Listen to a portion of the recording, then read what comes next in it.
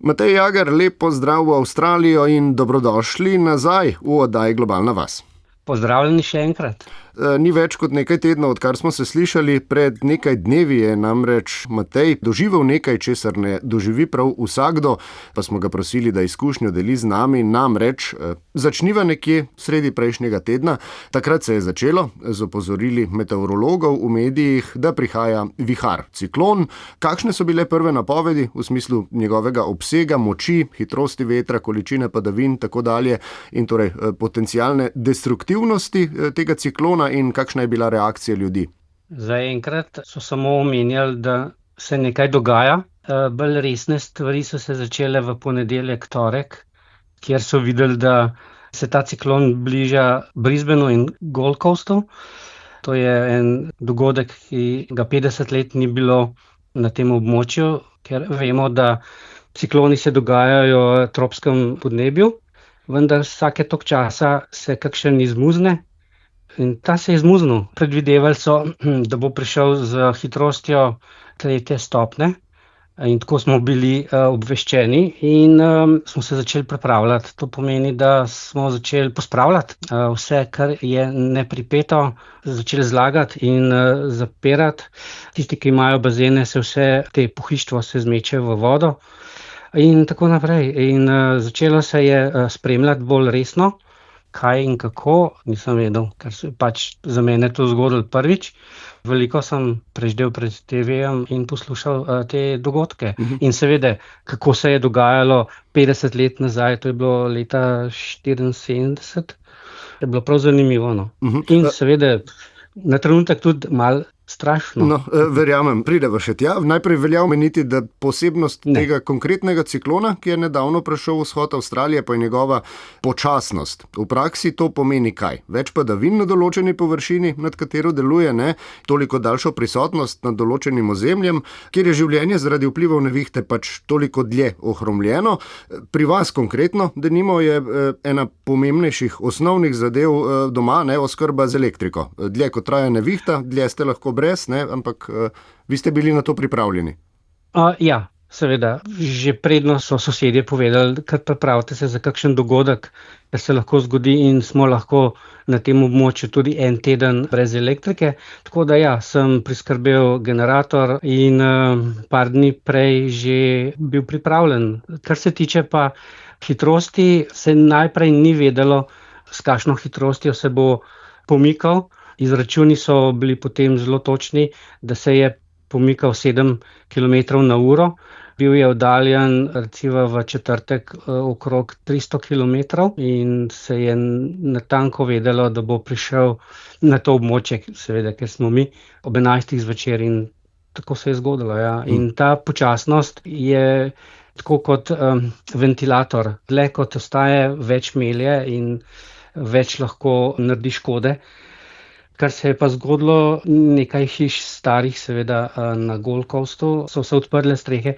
Marsikdo bo rekel v Sloveniji, to so hiše kot karte, ni res, ker so grajene prav za tropsko podnebje, vendar seveda vse hiše niso več imune, če so stare recimo 70, 80 in še več let. Se je pa zgodilo, ja. Kako je reagirala družba, ko se je dejansko začelo? Pravite, da so bile napovedi o tem, kdaj se bo začelo, zelo točne, za določena območja, ali pa tik pred tem, ko se je začelo. Toaletni papir, recimo, je te dni na voljo, pa ostale nujne in bojda nujne življenjske potrebščine.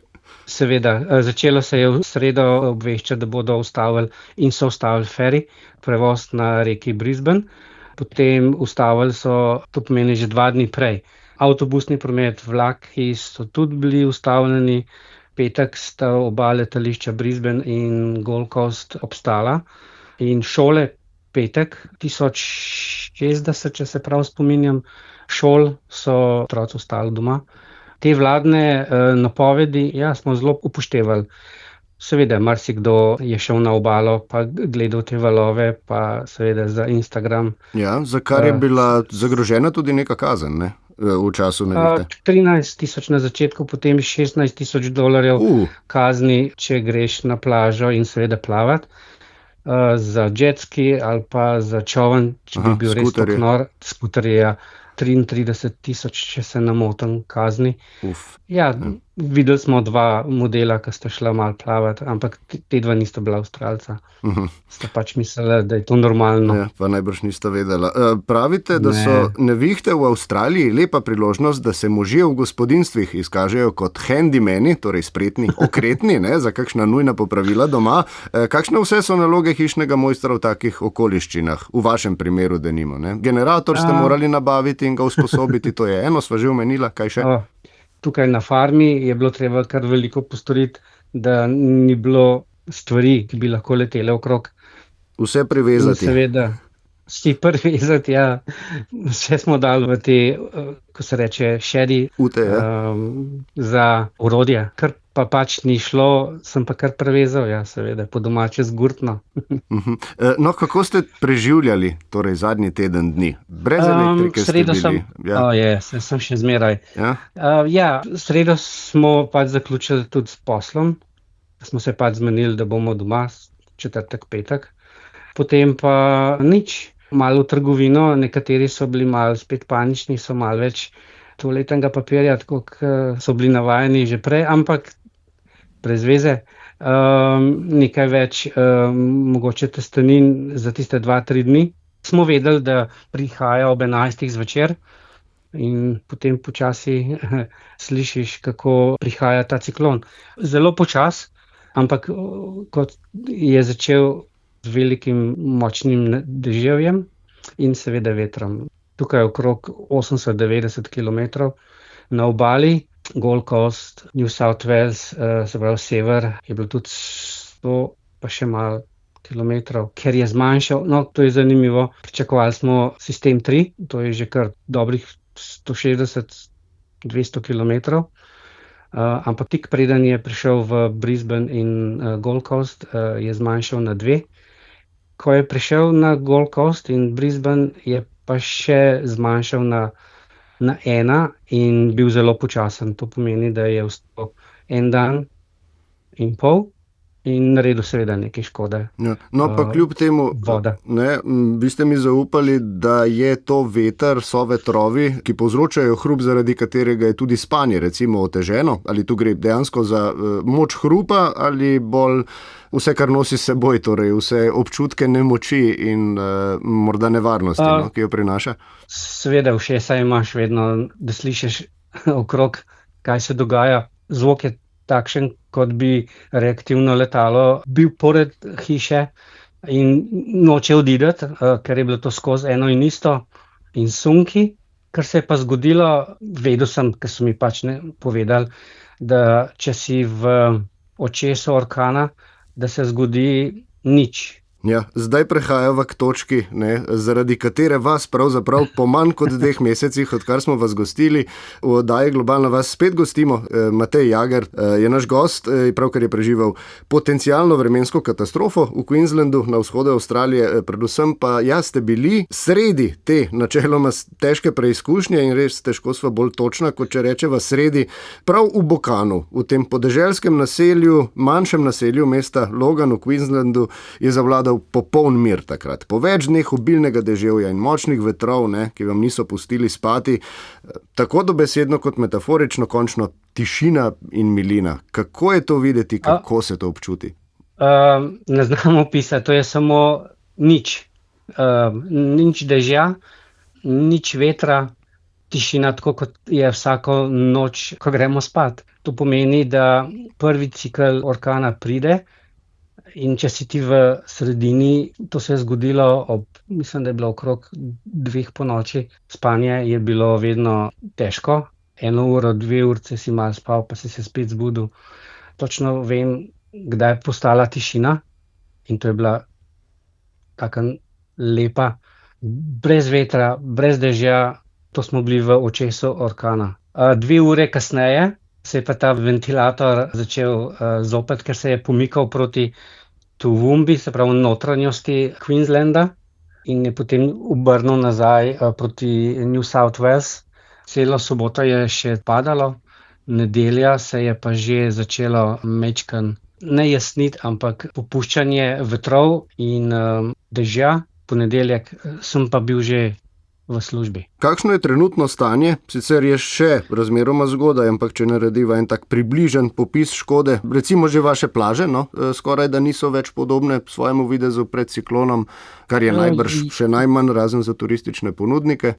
Plaža na Gold Coastu je erozijsko uničena.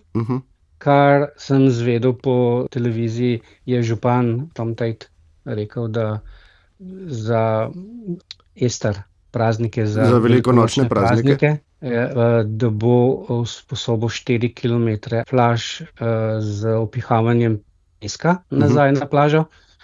Ostalo pa mislim, da bo kar narava naredila sama, kar je odnesla, bo počasi nazaj porinila in plaža takšna, kot je bila sedaj, bo v roku 1 leta. Torej, plaža je, kakor je, pravite, nekaj odprtih streh, potem kaj poplav, narasli vodotoki so najbrž del tega, ne? Seveda, v Brisbaneu je bilo, hiše so seveda bile nekatere poplavljene, ceste so bile še včeraj, danes sem že lahko vozil. Gre nazaj voda v struge, tako da. Ja, kaj pa pri vas doma? Ste še vedno brez elektrike, pravite? Pa ni samo elektrika, ne? Pojasniva to. Internet. To pomeni tudi, pa brez klimatskega hlajenja in tako dalje. Res, ja. Mislim, to je nekaj nepomembnega pri vas te dni, ne? Recimo, zdajle imam 27 stopinj v sobi, ki nima ventilatorja, seveda, in klimatske naprave, seveda brez elektrike sem še. Danes ob 3 popoldan sem pa dobil internet, tako da se nekaj že dogaja. Mislim, to lahko poslušalcem izdava, da sva vmes komunicirala tudi tako, da ste vi hodili v bližnjo restauracijo hitre hrane, kjer imajo brezžično povezavo do interneta in tako dalje, ne? Res je. Ja. Sicer pa je veliko vlaga v zraku tudi, ne? 27 stopinj pomeni še kar pasjo vročino? 74% vlage imam. Notri je še kar znosno, zato ker imam te razvlažilce po celi hiši in se vidi, kako voda narašča. V zbiralnikih, V zbiralnikih, tako da čakam na elektriko, mislim, da v parih dneh pa bo, no. Kako pa je in bo ciklon prizadel lokalno gospodarstvo? Tudi sami ste podjetnik, izvajalec deratizatorskih in dezinsekcijskih storitev v času nevihte seveda niste mogli delati, ne? To najbrž pomeni znaten izpad dohodka. Vam je tu avstralska vlada kaj pomagala, priskočila na pomoč? Ja, včeraj smo že dobili navodila, kje se lahko prijavi škoda ali prijavi izpad dohodka. To bo oba žena seveda storila za domačo hišo, se pravi za domače izpad dohodka in seveda za mojo firmo. To so vse posebne oblike pomoči, torej kot gospodinjstvo prizadeto in kot posameznik recimo prizadet in kot obrtnik, podjetnik dobiš neko nadomestilo. Tukaj se pogovarjamo o $100, o $1000, oziroma kakšen je sploh, si ne predstavljam, recimo dnevni izpad v vašem poslu pomeni. Vem, da se v Avstraliji pač obračajo malce drugačen denar kot tukaj, ne? $1500 na dan. Je izgube. Za izgube, In to vse povrne država, nekaj tega? Jaz upam na 80%, če pa vrnejo vse, pa juhu. Toliko bolje, ne? Seveda, za bencin, ki sem potrošil za generator, to mi bodo vse povrnili, 15 litrov bencina na dan, mogoče malo več 20, odvisno koliko ur je laufal generator. Sicer pa bo... Otroci bojo tudi dobili, družine z otroki, posamezniki, vse kar dogaja. Doma imate še veliko za počistiti in pospraviti? Ne, mislim, da sva začela zdaj že vse ven dajati iz garaže, tako da počasi se normalizira. Danes je bil že sončen dan, kot da se ni zgodilo nič. Sicer pa boste, glede na to, kakšna je vaša dejavnost, imeli kaj več dela v prihodnjih tednih, mesecih? Ne vem, kako to deluje z glodavci in insekti in to najbrž so območja, kjer bo prišlo do kakšnih žarišč, recimo temu.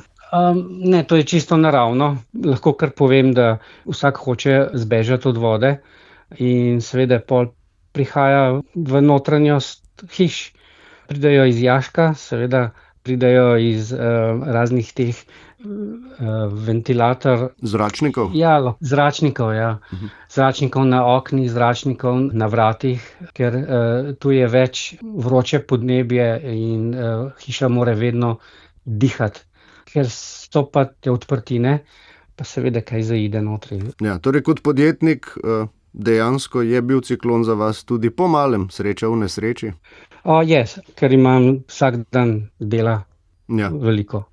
Okrog hiše so pa že odpeljali nekaj dreves. Sem pa videl 2-3 dni, vsak, ki se je meni pripeljal, ki je videl, da ena veja visi na naši žici, se je ustavil, slikal in seveda prijavil to škodo, tako da mislim, da so Energex imeli eno in isto sliko, mogoče 50 ljudi se je ustavilo, če ne več. Aha. Govorite o solidarnosti in pravzaprav o tem, da ljudje tudi prijavljajo škodo, ne? In da je katastrofa vremenska, tako kot še kje po svetu. Za tisti trenutek, ko se zgodi tudi priložnost, ne? Da se družba pokaže v najboljši možni luči. Tako kot se v Sloveniji. Tako.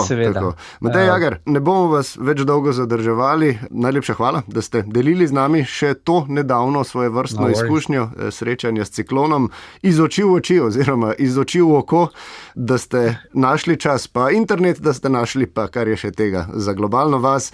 Vse dobro vam želimo, srečno. Hvala lepa in lepo zdrav v Slovenijo.